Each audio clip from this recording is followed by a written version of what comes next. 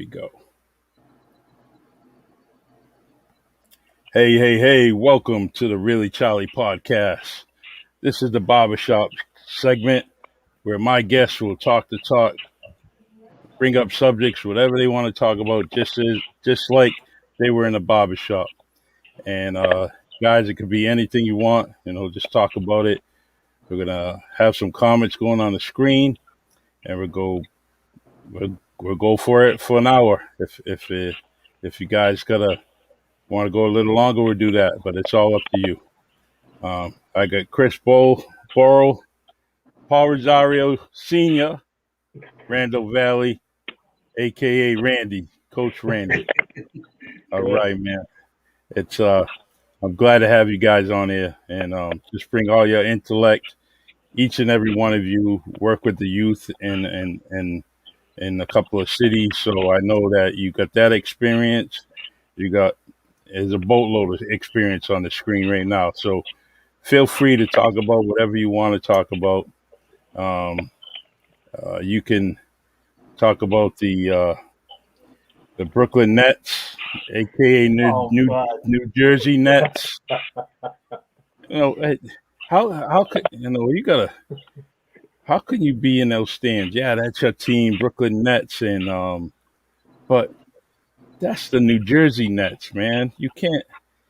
Oh my, what happened here? Yeah, Lost our screen. old guys, they're always gonna be Jersey. But I don't know. I'm kind of. Here's the thing. I love Kyrie's game. I love his game. He's amazing. I'm not happy with what he did when he was a Boston Celtic. So I never wish harm on anyone, but I'm not upset that he's not playing right now. So true. Like I said, I love his game, but I wasn't happy with his Celtic life. We'll put it that way. I wasn't either, But I mean, he put his best foot forward, especially at the end. And then, of course, he goes out and pulls a LeBron and has to pull in two other megastars with him. They're probably the favorites right now, even though I don't watch much basketball anymore. I can't take the traveling. Really can't. Yeah, I would like to see one of those teams that never won one. I'd like to see the Utah Phoenix do it. Yeah, I'd love to see Phoenix. Phoenix. Chris Paul, I think, is deserving. He's been in the league for a long time. He's always been a good guy. He was playing basketball when I was in college, or he was playing college ball with Wake when I was in college. And he's old now. Yeah. And I just always felt like he deserved a championship. I'm not much of a basketball person, much more of a soccer fan. So I've been following the Euros and so on. But it does feel like whoever wins this series between Brooklyn and Milwaukee, that they're, you got to favor them to win the ring this year. Yeah. So true. Speaking of soccer, it was really shocking to see what happened with that guy collapsing the other night. Yeah, collapsing. That was crazy. Crazy. Actually, it was a good game on earlier, the France game, France and Germany. So I watched a little bit of that. Yeah. Almost got an own goal and so on. But the German team's just been in disarray for a while now, and Joachim Low is his last major tournament. But I'm always kind of, whenever the U.S. gets knocked out, I just kind of, my default is to root for Germany. But Portugal had a great game too, and they're looking like they could very easily defend their title. So I always enjoy watching Portugal play, and they've got some really exciting talent and everything. But I don't know how much you guys. I could talk soccer all day, but I don't know. It's my buddy Neil Frank checking in. Yeah, he says I think you're going to have a good talk tonight. Great job. What's up, Paul? Yeah. What's going on, Neil? Chris, we don't know much about you. I know you've been involved in local politics, right? Well, I ran with Charlie a few years back. I'm not originally from New Bedford. I was born and raised in Idaho. Kind of moved out here just kind of on a whim, at least in New Bedford. I did my undergraduate in Boston, and I got accepted to Teach for America and got assigned down to New Bedford High.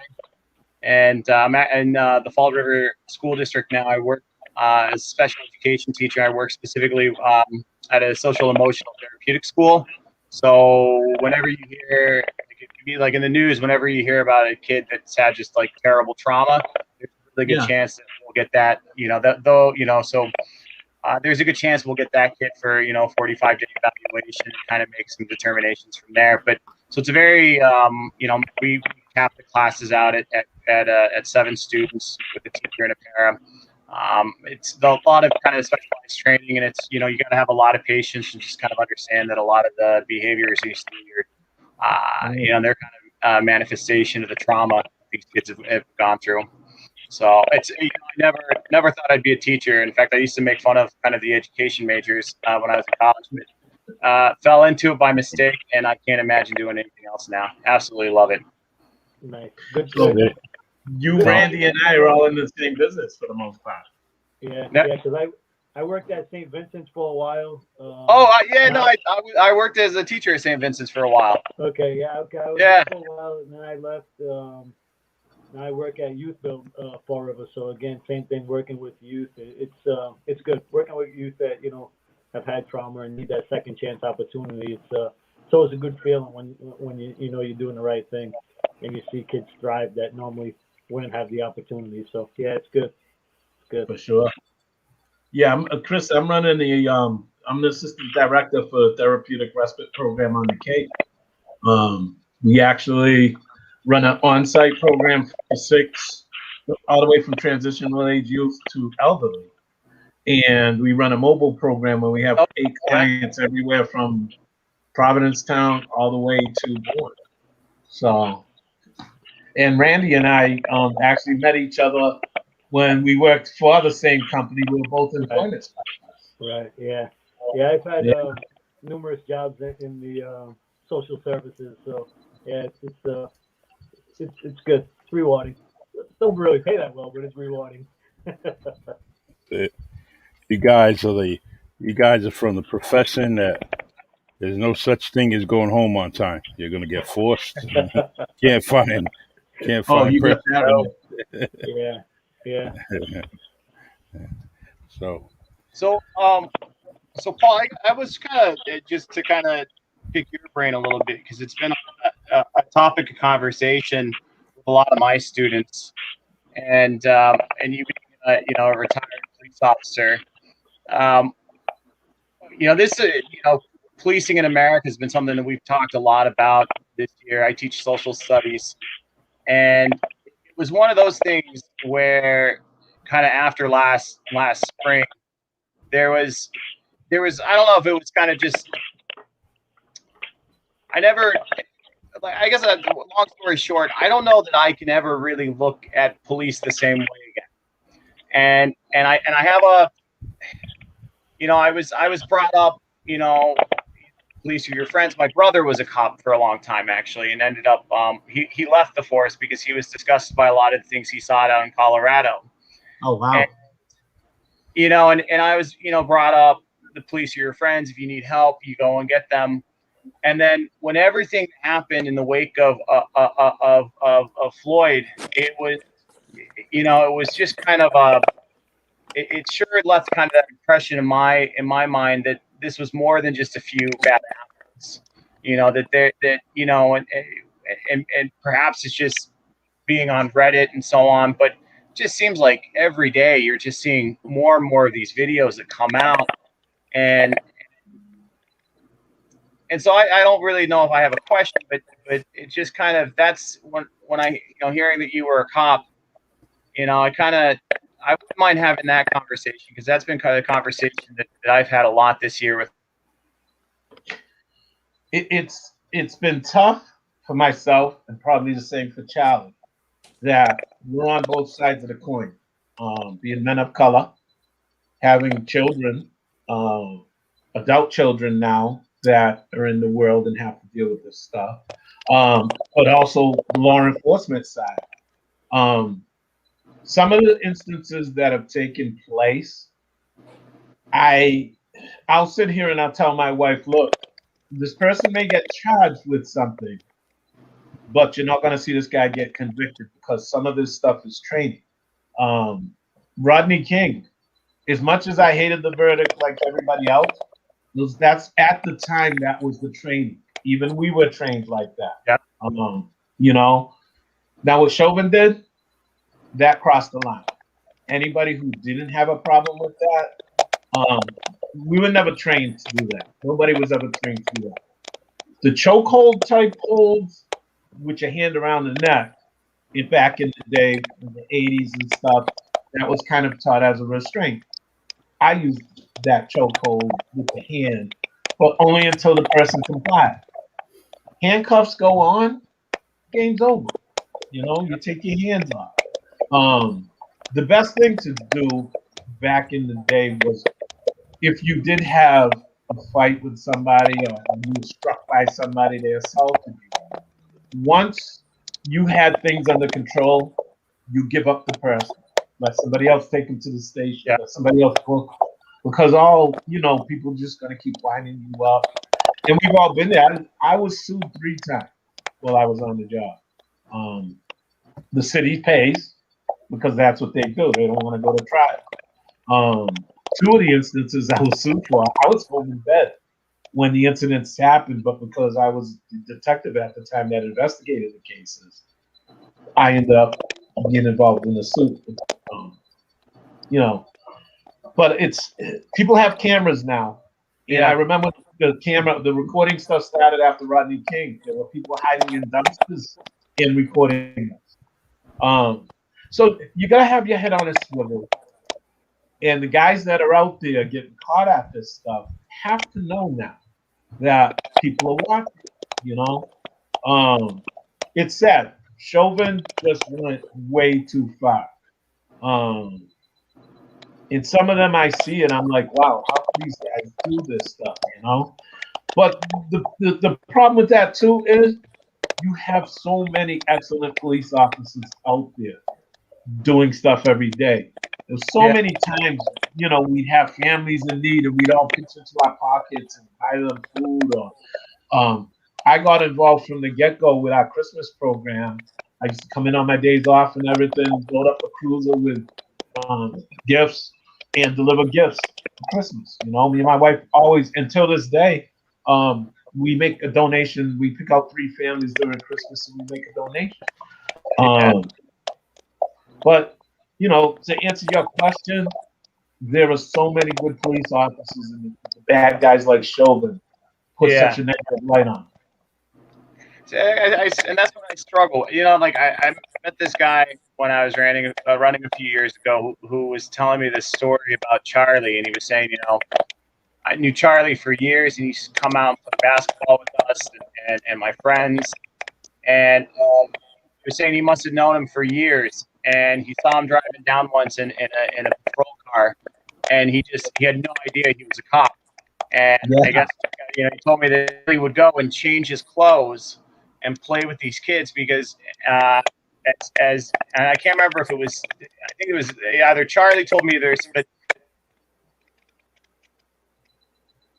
Nope. Did he freeze up? Yeah. They wouldn't want to play basketball with the cop, but that if he was just there, like he could earn their kind of anchor in the community. I've always thought that was a really cool, and I've always cops like Charlie. Well, there's one thing that I always try to interact with people. Paul came on just a few years before me. He was doing that. We kind of have. There's always going to be someone there that's gonna, hey kid, we're gonna go do this, do that. Talk to the kids. We all try to be human. We keep our common sense. Paul kept his common sense. We had no problem walking or doing whatever we had to do in any neighborhood. But the first thing we did is we treat people like people, and sometimes, what happens is there's a mindset that people put in their heads sometimes coming on the job, us against them, and that just wasn't my mindset. I never had that. I didn't want to have that. and Paul was the same way, and Community policing before they were separate. yeah, I was gonna exactly. say you guys Yeah. had it. It's like a double-edged sword because you were vested in the community by growing up within the community, and True. then you always you had the people like you said love Charlie, love Paul, and then you always have the other ones. Well, they didn't do enough, so it's kind of like I feel bad for you guys in that way because you're never going to satisfy everyone. But for the most part, like I said, you guys being vested in the community already, made a big difference in how you treated people, and that's a big thing too. I think True. that's huge. Yeah. And You know, I started out right in the neighborhood where I used to hang out. I was on Court Street in United Front.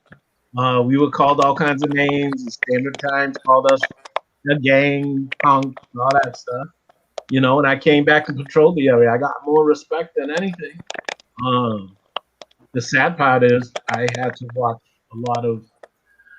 a couple of friends die by violent means. And then towards the end of my career and Tally's career, this gang stuff took hold. And kids that I coached, baseball, basketball, a bunch of kids that played sports with my sons. And one of my son's best friends were taken in this whole gang violence thing. As a homicide detective for 6 years, I had to climb stairs of people I either grew up with or, people that were friends of mine that tell them their kid had, been shot, stabbed, whatever. Till this day, I can remember each and every one of those instances. And that's why now I speak out. I speak out about this violence. As a people, especially people of color, we can't attain true equality until we stop killing each other. It's just something we need to just get a handle on, and it affects everybody in the community. There's too many parents right now without their children. Just within the last month or so, there's been 2 murders within 4 blocks of us, Randy, over here. Yes. Gone our end, right? Yeah. So Charlie and I worked World Square for a long time, and there were kids that I took under my wing. And now these kids are adults. They have their own families. I'm in touch with them. Their kids play sports with CJ and the girls and everything else. And it is just, these kids were like, dude, you were like a dad to all of us. And that's what hits me more than anything else. True. Not that you arrested somebody, but that these people look at you and go, you were like a father to us.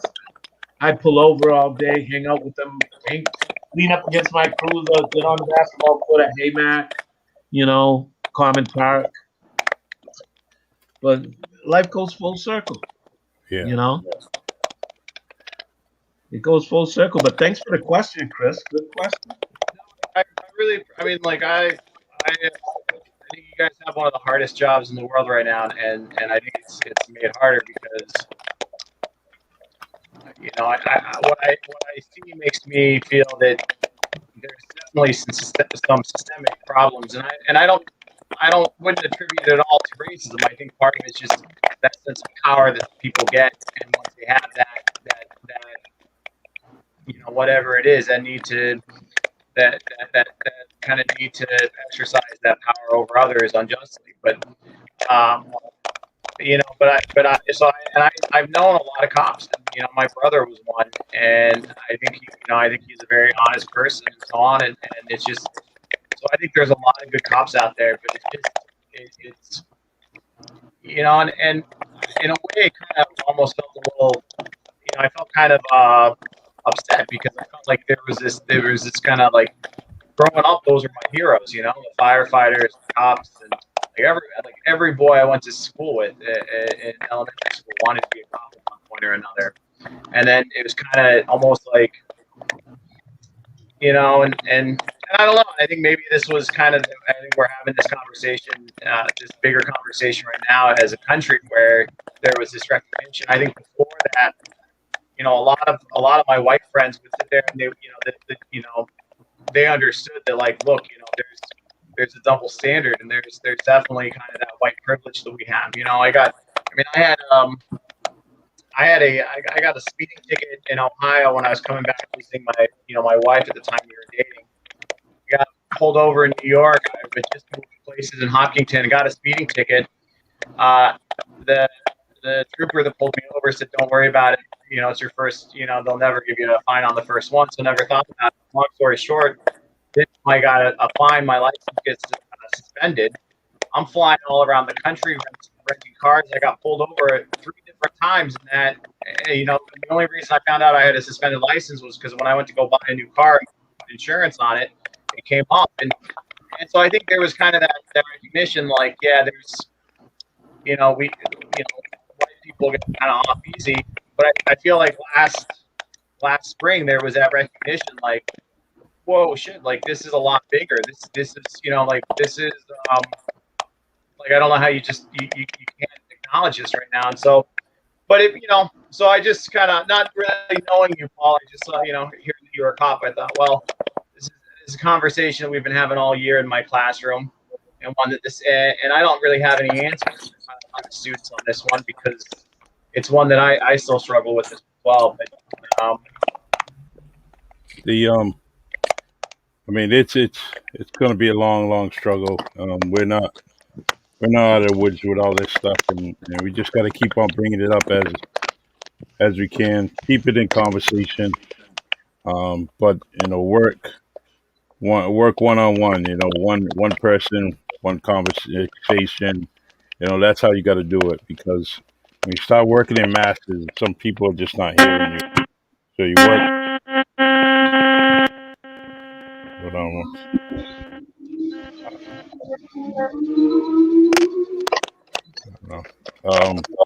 But anyway, so are you guys hearing some background noise? I got a lot of yeah, like a crackling noise. My wife just came in, and yeah, she said I had the AC on, and so she was like, turn it off, or whatever. I guess she was listening in the other room, and sorry about that.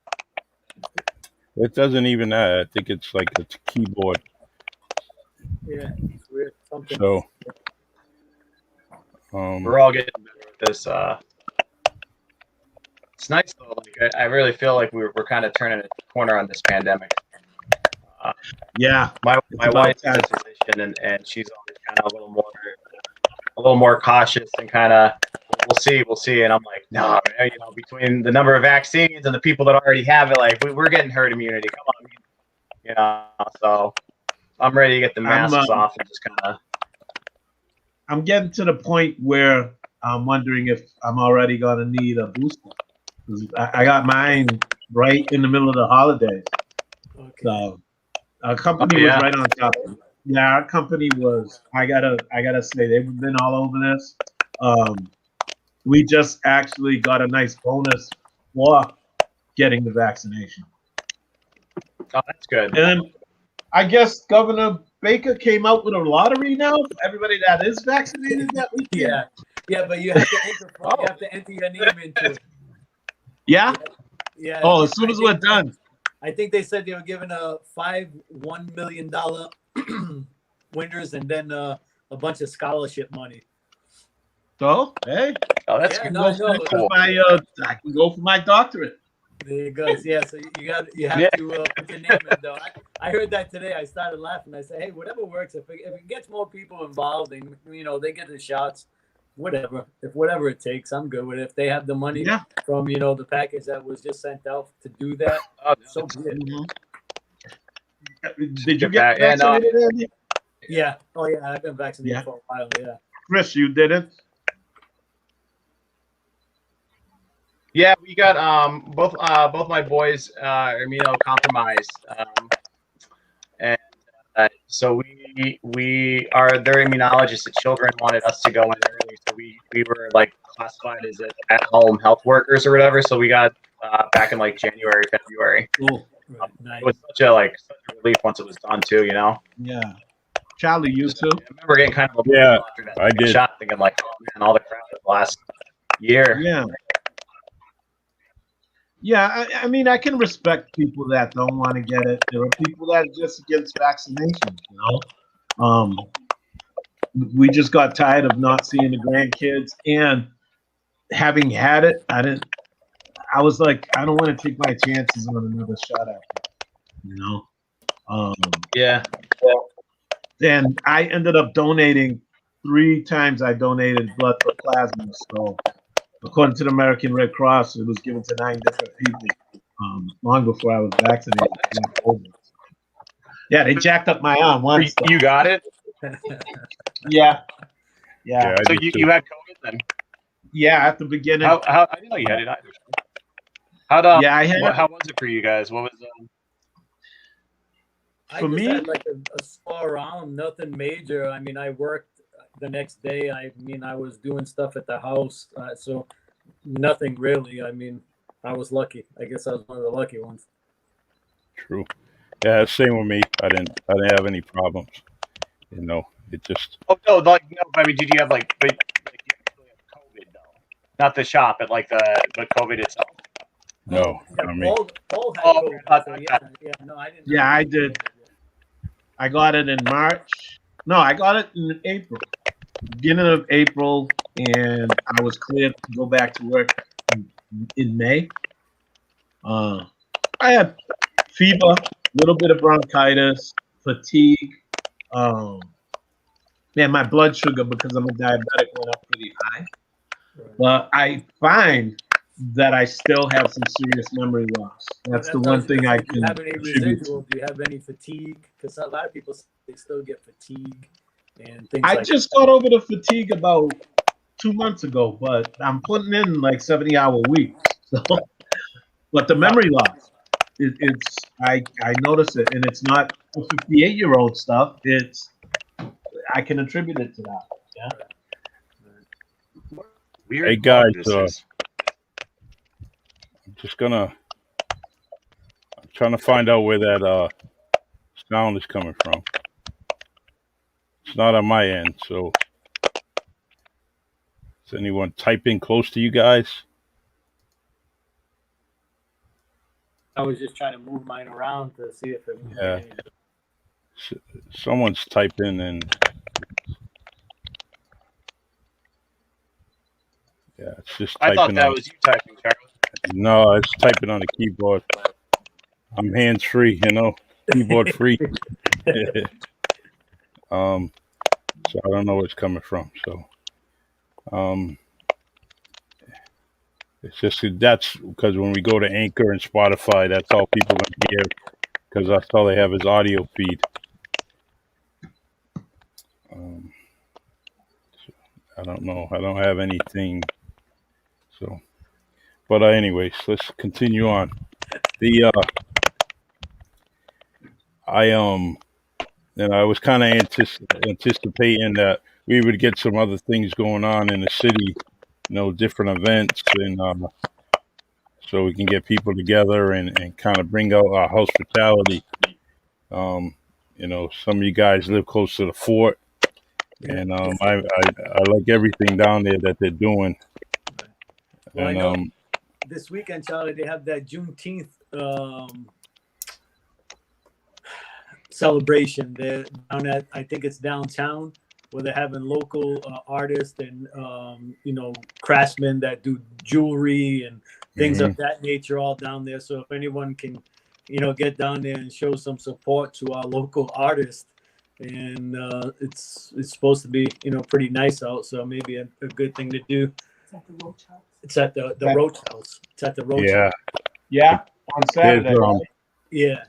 I heard there's also at the NAACP they're doing something. Nice. Like 3 or 4 events going on. Okay, so nice. Yeah. But it's something that I just hope people, reflect on their history and get to know the history of that date.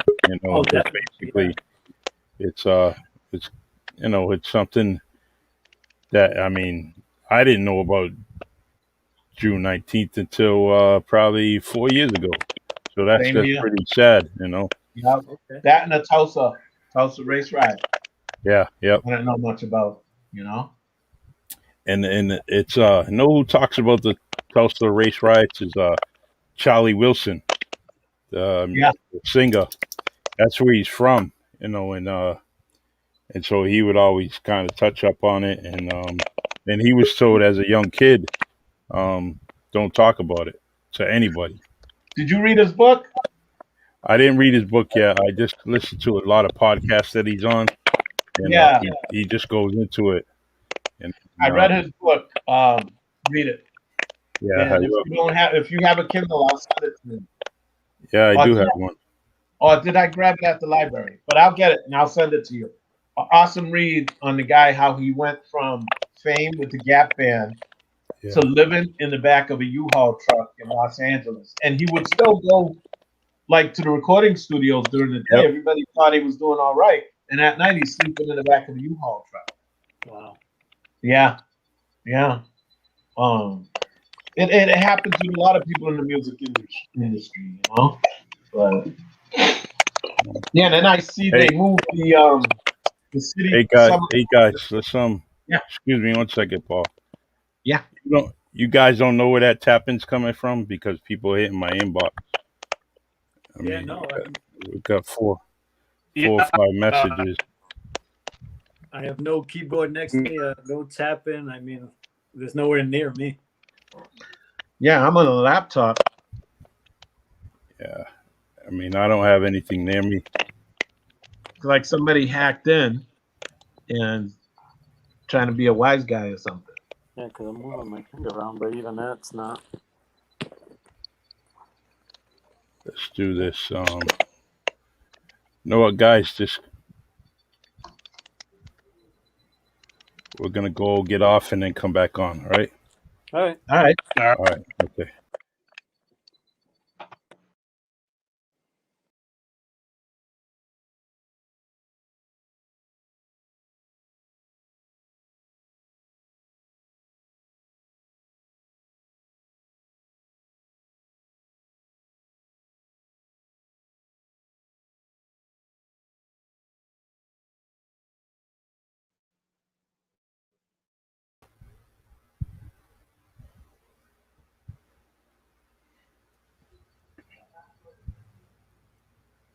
Just wait for Randy. Hopefully that does the trick.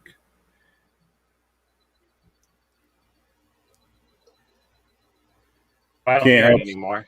Yeah. Charlie, I expect to see you up there with turntables in a few years. Yeah. I can. They have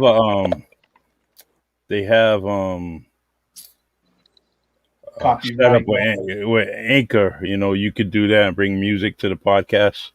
But then you gotta do copyright stuff. Yeah. So, but once I start getting more like sponsors and stuff like that, where you could pay for those licensing fees to use the different music on Spotify would be nice. Kind of I love it. Hey, you guys, in the morning, do you listen to WEI, the Greg Hill show? So Greg, every time Greg Hill is trying to, like, the dude would put a song on, and Greg Hill has to try to name the song. So what I want to do is send them to like a soundtrack of Jamaica Funk or something like that, or One Nation Under a Groove, and have them play it. Wiggy will probably guess it, but I figured I messed with him, and but anyways, I don't know where that sound's coming from. It's driving me crazy. It's gonna get us. What's that? I like.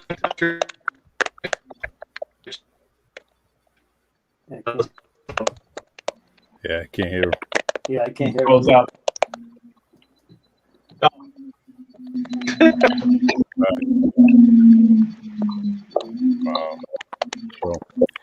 All right, guys. Let's see, we're at 34 minutes. Still Got plenty of time to talk whatever. Oh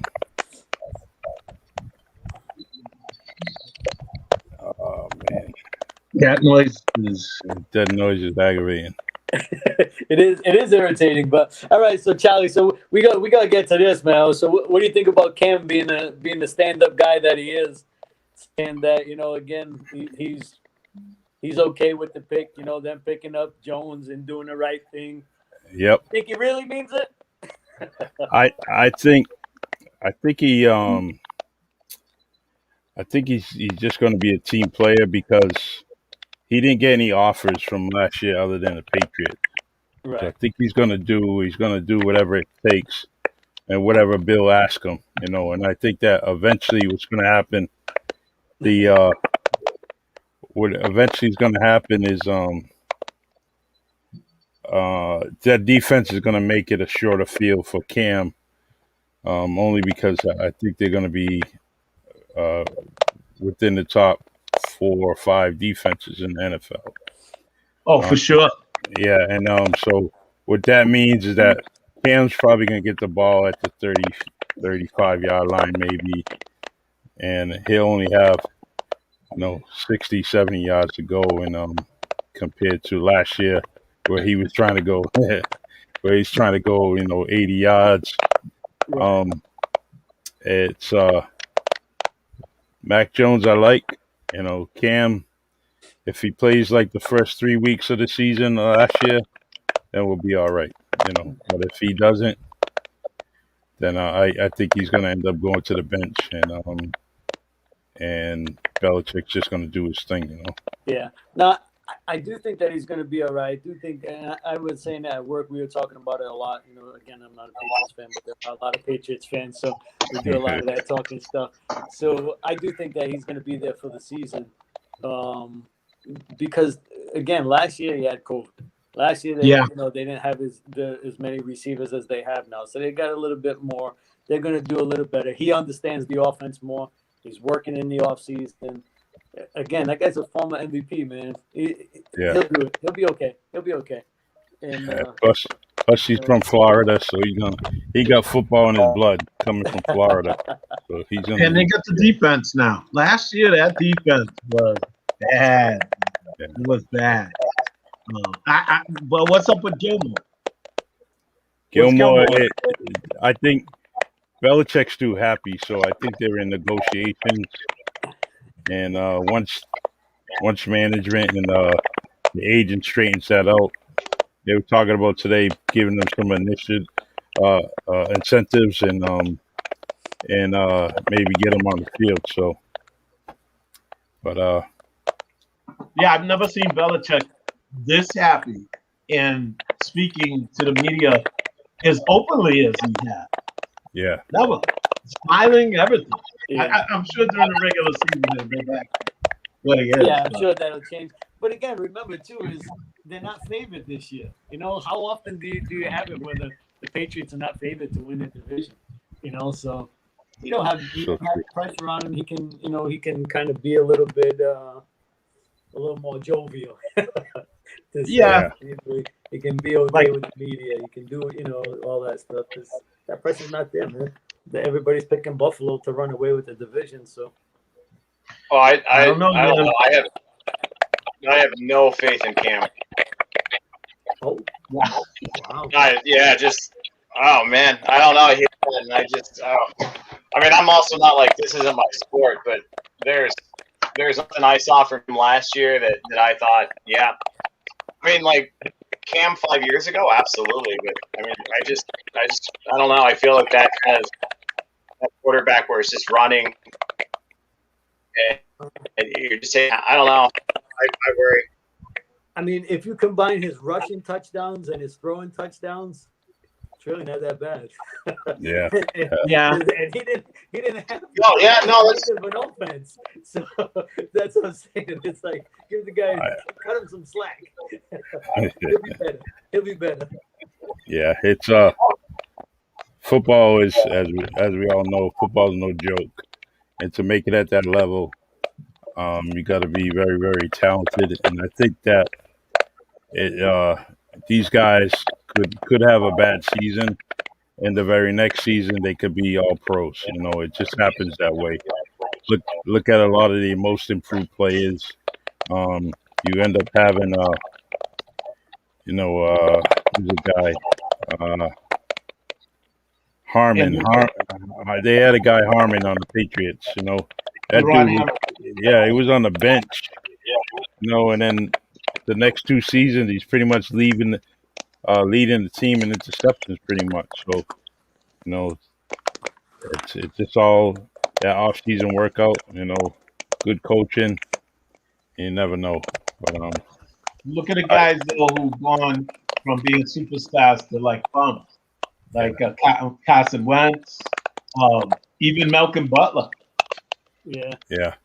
I mean, he wasn't the same once he left the Patriots, but he made his money. Yeah, that's what he got. That sure did.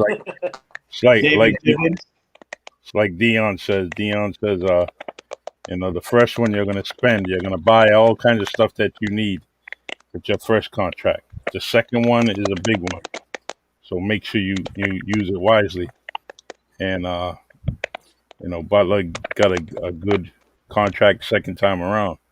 Yeah. So, and I don't know if he's going to be. I don't know if he's going to play. I don't think nobody signed him yet. So that might be his last contract. Yeah. Yeah. Maybe. So, and the Giants, I'm waiting for them, Randy. Hey, we're coming this year. We're coming. I was just a little upset. Honestly, their first round pick, I was a little upset with the first kid that they picked, the slot receiver type. I wasn't too happy with him, but then again, he is talented. But my thing was, let's get an edge rusher. Let's get after the quarterback because our defense is pretty solid. We don't have an edge rusher. We don't have anybody to put the pressure on the quarterback. But we ended up getting that a little bit later. But I think we'll be okay this year. Again. Yeah.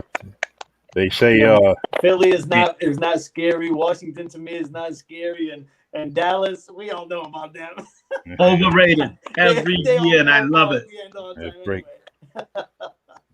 Dallas. Randy and my son are the two New York Giants fans in the neighborhood. He even bought my son. He bought my son a parking thing, Giants parking only. Yeah, he put it in the grass where he parks his car. Giants parking only. That's what neighbors do, right? Yeah. Dallas is man, I don't know, man. It was painful to watch Dak go down because I have respect for him. I'm not a Ezekiel Elliott fan, never have been. Right. He kind of disappeared on them last year. But I root for Dak. It's horrible what happened to his brother. Yeah, I was just going to say that all the tragedy that he's dealt with, between, his family and then him, getting hurt last year and not getting that big contract yet. So that's why it was good that he finally did get it this offseason. He's good. He's a good quarterback. He is a good quarterback. So I hope he does well. Yeah. I just don't want to see him do well against the Giants. Exactly. Otherwise, I felt bad for Andy Reid because of all the stuff he went through until all that mess happened with his son at the end of the year last year. Right. And him having put his son in a position, like rewarded position on the team when his son had a pretty messed up past as it was. Right. It's sad, but we'll see. I mean, Kansas City, look, they were, everybody thought they were going to walk away with it. Right. I mean, health is always the key. But I mean, there's again. I think Kansas City is going to be really tough. I mean, I think that Tampa Bay is going to be tough again too. Because let's face it, everybody's coming back. They all want to play with him. You can't bet against Brady. How can you bet against Brady? Play with him, so he's going to get them veteran free agents that will sign there just to try to get another ring. So. Well, but what about Jameis Winston and Rum? Jameis Winston. Oh man, I don't know. The guy can play 1 minute. Yeah, well, that's what I'm saying. Like, which one? And then again, you always question effort with him too. I don't know. I don't know. Yeah, and you got Tim Tebow playing tight end. Yeah. Tim Tebow, man, he's got 9 lives. He's like a cat. He plays baseball, football. You know, Yeah, they I'll tell you, the dude is huge though. He's been in the weight room because he did put on the tight end side, and that's what they projected him to be when he came out of college. If he wasn't going to be a quarterback, as a wide receiver or a tight end. Right. I mean, look at when he did run with the ball, he was effective, right? So you know what I mean. Yeah. It's not like he can't run with it. So I can see it, but I don't know. He's kind of old now too. Been away from the game a long time. You know what I mean? Yeah. Away from the game. I don't know. He's a winner.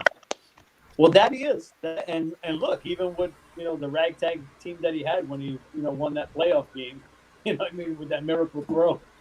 Oh yeah. So it can happen, right? It can happen, but I don't know. Two guys that made careers off miracle throws: him and Doug Flutie. Flutie's still doing commercials, right? But Flutie, man, he didn't get his fair shake because he was a good quarterback, man. He won wherever he went. He won wherever he went. But you know what killed him? Filling in that strike season. You know, that's always people never forget that stuff. Yeah, that's never a good thing to go against that. I'm a believer in that. We see it right down the street here with our yearly, right? 1 year it's Brittany died, the next year over here it's Rodney Meadows. Now they're out there again. Yeah, that's too bad. And they're out there a lot too. I mean, since the time I've been here, they've been out there, like 4 times already, So it's like it seems like every other contract they got a bloody strike or have these walkout things. It's kind of sad. Sad because they've been there for a long time. Brittany Dive's been there forever. Yeah. And those are some good jobs over there. Some real good jobs. I noticed tonight they had a grill out there. They were cooking it up, Okay. Nice. I can't wait. Like Charlie was saying, for the the events to start popping off though, like that food truck festival that they have down here. Really, yeah, I'm on their mailing list. Yeah, I hope they do it this year because you know what I mean. So everything's gonna stop break. So hopefully that's one of them. Cause that was really nice. That's a nice event. I like it. Yeah. And they moved that city concert series now from Pier 3 to Custom Square.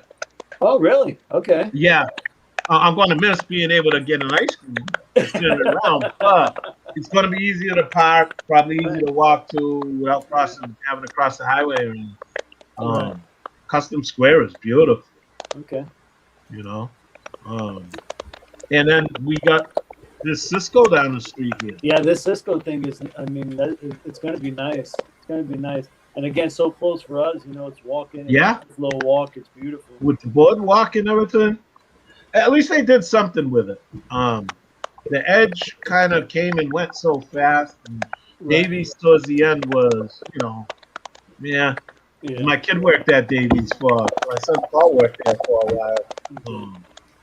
And it was good, but then it started to go downhill towards the end when we knew they were going to sell. Right. And me and Ed's, man, it's so sad to see that. Yeah, me and Ed's closed up, so that's another one that another long-standing business in the area. Yeah. Most of us grew up with their food, Well, I remember David's Lockup when I was a kid. We would make the trek up from Fall River up there. Yeah. When I was a kid, I remember that. And for my generation, Smud was next door. Yeah. Well, guys, I did everything possible for that noise. I don't know where it's coming from. I don't know if you guys sign on in any kind of like a phone and a laptop. No, I just got kicked off a bunch of times too, so I don't know if it while I was gone. Right. Yeah. Just signed on my phone. That's it. Yeah, I'm on the laptop. Because I'll to be honest, I thought wow, he's got a heavy typer, he's pounding those things earlier, so. See, I muted Randy and Chris. I don't hear it anymore. And then I unmute it. See, so, well, I don't know. It's Well, I think but why don't you mute me again? Maybe it's my like feedback or something. let me see.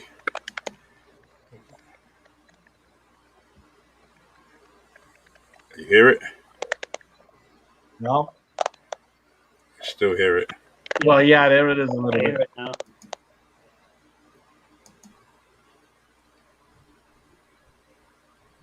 You hear it, Paul? Nothing now.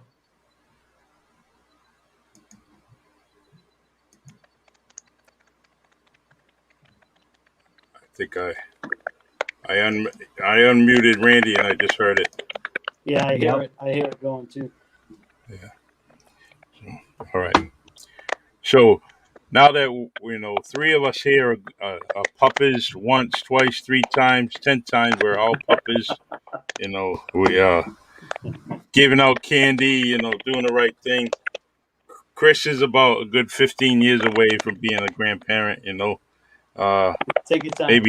Maybe even 20 years. And I love it. I love it to death. It's Greatest thing ever. It's definitely different. It's definitely different. Oh yeah. They smile. They see Papa, or I don't know what they call you guys, but my girls and guys call me Papa. It's Bavoo. The Portuguese. All right. Yeah. I'm Grandpa. All right. And I'm surely gonna get chewed out tonight because I called Randy. The girls are always yelling at me. His name is Randall. Oh, Randall. Yeah. Well, again, people, Randall, Randy. I don't. It doesn't bother. I don't care. I answer to any of it. It doesn't matter. Yeah, we've always been on a Randy basis, but the girls get all mad at me. Yeah, because they say Randall. Oh. Yeah, and since I'm at the beck and call. It's all right. It's all right. Tell them it's okay. I answer to Randy too. They're so damn cute, man. Them kids there. Yeah, but Charlie, I'm seriously honored to have been invited onto your show. Oh, the same, man. Yeah, Charlie, you've had a good, impact, and I say it jokingly, but again, everyone knows, that knows Charlie and I we go back from basketball and his generation A and way back when, and I mean I met my significant other through Charlie, so Charlie's it was there's one thing I've talking with Randy. He gave me an opportunity to coach at Bishop Conley, and that experience was very rewarding for me. I left. I went to Stang. Yep. I enjoyed it there. I coached football at the high school, New Bedford High School. But hey, Randy, that's a good conversation. How about when I got sent to the president's office there? And so, hey, the funniest thing is Randy. Randy might let a few go. A few bad words go. Yeah, sometimes every now and then one slip. Yeah, and so then the athletic director, Mr. Sherman, he'd do it. Then across the court on the boys' side, Billy Shea would do it. Oh yeah, he would drop them all the time. So all I said was, told the girl, if you miss practice, your butt's going to be on the pine. That's all I said. Yeah. Hey, I was in the office, I'm like, I said, butt. I'm like, are you kidding me? I do remember that, Charlie. Oh, that was funny really? Stuff. Really? We're here for that? Really? Yeah.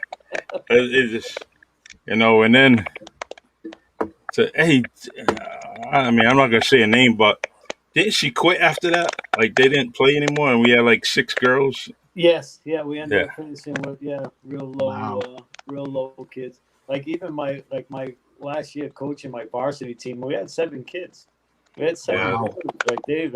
Again, that's one thing with our kids. There was no quitting them. The ones that stood played hard. They played hard because there wasn't many. So when you play a whole basketball season with 7 kids, it's tough. Yeah, big time. You're seeing a lot of these leagues struggle now. Greater New Bedford, I don't even think he's playing. Wow. This year, yeah. And softball, Bay State, at Gianna's level, we only got 4 teams. So you play the same teams twice a week. Wow. Yeah. Okay. Yeah. I mean, it's too bad. It's too bad because youth sports, I mean, taught me so much about life. You know what I mean? Like, that's the beauty of youth sports. I mean, teamwork, working together, working to achieve a goal. That, as you tell kids, this is what life is. Because yeah, you have coworkers, they're your teammates, you're working, you're trying to achieve a goal, so it's like you learn all that stuff and how it doesn't matter. It's just like everyone's part of the team. And that was huge. Again, good life experiences just through youth sports. So I try to, again, always pass those little things on like that. Yeah. Look at the girls that are coaching. Denisha. Yeah. Hey, Denise's sister just, she has another D1 offer. So she has like, I don't know, 5 or 6 D1 offers, Charlie. Oh, my God. Yeah. So I mean, she's done a good job. And that's the thing, that love, I tell her, pass it on, pass it on. Yeah. That just keep passing it on. And that's the beauty of it. Kelsey did good. She's doing Kelsey good. Johnson. Yeah, Kelsey Johnson doing great work down in. She was in Tennessee. Yeah, and then got Lexi joining pro team. Semi-pro. Yeah, playing Cape Verde too. Yeah. And again, working with youth. Again, working with the other great young advocates that we have in the city that that are working with the next level basketball and stuff like that. These guys are doing some good things with these young people, and it's important. It's important that you have people like I said about you and Paul earlier, people from the community doing good things in the community. It's really important. That's a good thing. So I always try to talk them guys up. They do a great job. True. Yeah. And nothing I love more than going to local sporting events, man. And going to high school games and everything from Boerl basketball up. Even when I don't have kids playing. I still go to high school games. I still go. Yeah, me too. I go to football. I go to basketball. And right now, mainly because of CJ, we go to high school baseball. But I'll probably stick to doing it after he's done because it's just such a comfortable place. And the facilities at New Bedford High School are top notch compared to some of the places we go to now. Top notch, And the one thing the school department's done is kept up. And Tommy Tappy's done a great job of bringing in some good coaches that relate to these kids. Even Volk. It's nice to see Volk come around and have some real good teams. Yeah, doing good. Yeah, Volk is good. I mean, Volk was loaded with track and field before. They were like track and field, like just they would kill everyone. Volk was good. And then I heard like this year their track team wasn't as big. Participation, but I think that happened across the board in most schools, where a lot of again, not as many kids going back. Some not wanting to go back. So it's just like it was just different. Yeah, and the way they ran everything together this year, I know at the Bedford High we had basketball right into football, right into baseball. Yeah. And I mean, it wears you down, It definitely makes it hard for you get the athletes that play 2 and 3 sports, and now when it's all jumbled like that, and then because the rest of youth baseball doesn't wait, and stuff like that, because there's only a short season for baseball in this area. Yeah. So, right now they're almost in their mid-season stuff. It's crazy. Yeah. It's crazy. See the plus with CJ, his AAU doesn't start up until all the high school stuff is done. Okay, all right. Well, but I see other kids that finished AAU this week on it. Right. Yeah. Let's see, guys. There's one thing I want to tell you is that when you do see me on the podcast in your home, and especially if it's one of my normal segments, just go in the comment section and just put invite me. I'd like to have you guys on here again, where I could just send you a link like I did and get you on here. Because I still want to have some. There's one thing with all three of you guys. I can have a podcast just on all three of you. There's so much stuff that we could talk about, and I want to make sure that when you guys have some free time, make sure, like I like to do a whole podcast with just Randy, just Paul, just Chris, and we can just, have a conversation, Yeah, I'll wear the beats next time too. Yeah. Yeah. Anytime you want, Charlie. All right. Let's see. Well, I'm going to ask each one of you, who would you like to see on the Really Charlie podcast? Wow. Have you had Bruce Rose? Not yet. I could call him up and get him on here.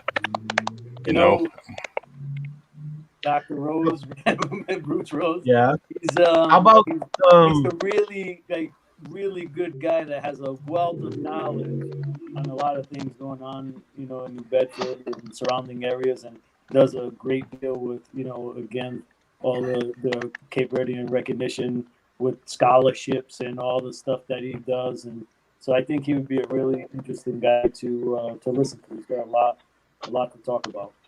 Awesome. Yeah, and it makes it easy for me because he's family, so I could. Oh, all right. See, I know it's family. All right, yeah. I could get him in there. I'll definitely get him in there. I'll call him only because I had Lee Charlton on here, and Bruce and Lee kind of go hand in hand. They work together so long. So. NAACP. Yeah. So, Who do you think? Paul, who would you like to see on a Really Charlie podcast? You know what? Now that you bring up Lee Charlton, my man Kenny Charlton. Yeah, yep. And my brother. Kenny and I are back in touch now. We were hanging out together when we were like 4 or 5 years old, man. We were Cub Scouts together. Yeah. But Kenny's an interesting dude, man. Sure is. And in fact, I'm going to reach out to him so he can give me a date in July. Got to catch him before he goes to Martha's Vineyard, Yeah. So, but I'll reach out to both those guys and honor you guys to. I don't know what Chris is, but. So no, I'm here. So I'm kind of I was thinking. I don't know if you could Bonzi Colson. Yeah. Ooh, yep. Yeah. Yeah. I think I'd be fascinated. Kind of. He had such a. Stellar kind of. He just had this kind of outburst of performance and a lot of recognition at Notre Dame, and then he kind of seemed to, fall off the map a little bit. But he's still he's in the NBA, and so. I'm just kind of fascinated by that guy and kind of his roots here, and I think anyone who even gets anywhere close to sniffing a professional league just has an awesome story to hear. True. Sure. I around here went to Notre Dame. Yeah, I actually have 3 of my cousins on the Grace side. They went to Notre Dame. All got degrees there. They love it, and they go to all the games. They go to the definitely go to the football games. And one of my cousins passed away, so they got a big headshot of him. It's about this big, and they hold it like that in the stands, like if he's watching the game. Wow. He died at a young age, but they still, bring their brother in spirit there. So, all right. So, guys, I'm gonna kind of cut this short only because of that chatter in the background, and I can't figure out where it's coming from, and it's definitely annoying. Well, thank you so much, Charlie. Thank you for having us. Yeah, all right. Nice meeting you, Chris. We'll be seeing each other. Nice meeting you guys. Thank you. All right. Great seeing you. Guys, all have a good night. Yeah, Thank you, guys. Have a good night. Thank you. Bye, guys. Thank you, Chris.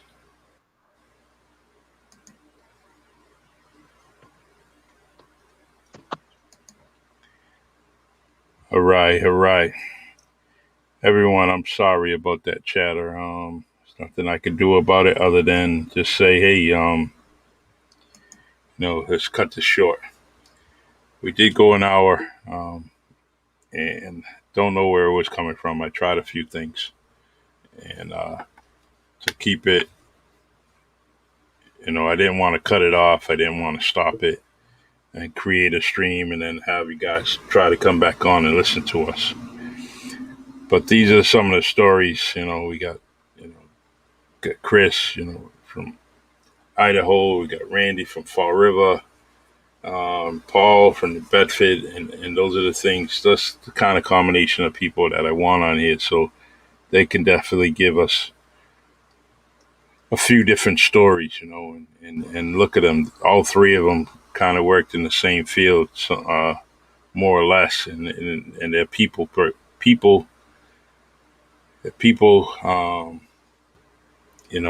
They're just good, genuine people that try to.